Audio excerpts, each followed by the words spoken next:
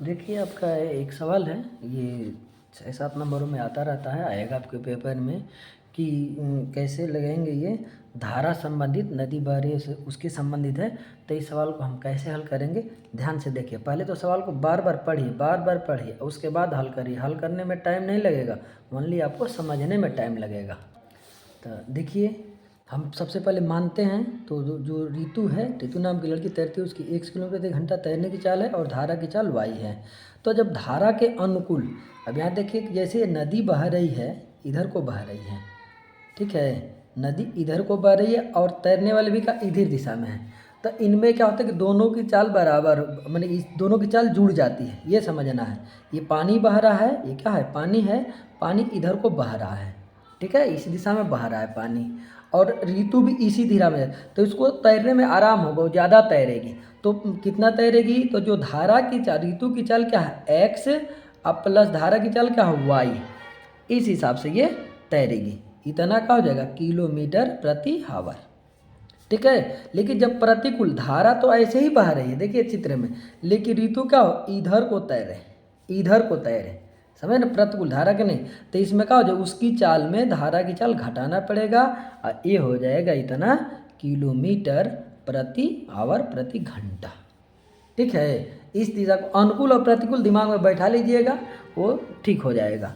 और हम जानते हैं कि यहाँ पर समय बराबर, आपने छोटी क्लास में पढ़ा होगा, दूरी बटा में चाल, ठीक है। ये फार्मूला पर हम करेंगे।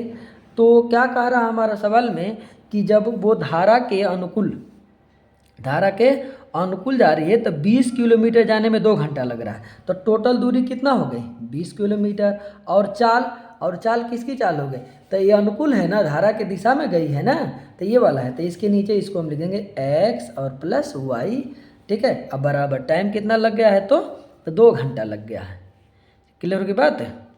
तो अब इसका हम चाहे तो 1 मान लेंगे, तो आपको तिरे गुणा सिखाया गया है, तो इसमें गुणा करेंगे तो क्या हो जाएगा, ये हो जाएगा 2x प्लस 2y बराबर कितना हो जाएगा, ये 20 हो जाएगा। और फिर हम चाहे 2 कॉमन ले लेंगे तो x प्लस वाई बराबर क्या हो जाएगा, 10 हो जाएगा। ये समीकरण बन गया, ठीक है। इतना समझ में। अब दूसरे समीकरण पर चलेंगे। दूसरा में क्या कर रहा है कि धारा के जब विपरीत चल रही है तो उसको 4 किलोमीटर जाने में भी 2 घंटा समय लग जा रहा है, ठीक है। तो 4 किलोमीटर जाने में, यानी टोटल दूरी कितना तय करें, 4 किलोमीटर, यहाँ लिख दीजिए 4। अब बटा में अब क्या जा रहा है, x माइनस वाई, और समय कितना लग जा रहा है, वही 2 घंटा टाइम लग जा रहा है। तो फिर इसका ऐसे हम गुणा करेंगे तो क्या हो जाएगा, यहाँ पर देखिए गुणा करेंगे तो जो 2x माइनस 2y बराबर 4 हो जाएगा। यानी 2x माइनस, अब कामा ले लीजिए, 2 का क्या हटाएंगे, तो x माइनस वाई बराबर क्या हो जाएगा, ये 2 हो जाएगा, ठीक है। अब ये समीकरण हमारा क्या बन गया, दूसरा बन गया, ठीक है। दोनों से 2 समीकरण बन गए। अब लाइए यहाँ पर इसको हम हल कर देते हैं, ठीक है ना।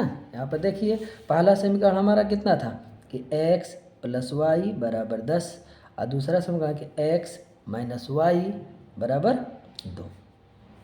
यहाँ जोड़ने पर, यहाँ जरूर लिख देंगे कि जोड़ने पर, यानी पहला और दूसरा दोनों को हम क्या कर रहे हैं, जोड़ रहे हैं। तो देखिए दोनों प्लस माइनस एक कट जाएंगे, ये क्या हो जाएगा, 2x बराबर जोड़ेंगे तो 12, तो x बराबर 12 बटा में 2 कटा दीजिए, क्या हो जाएगा 6। क्लियर है बात। अब इस x का मान समीकरण 1 में रखने पर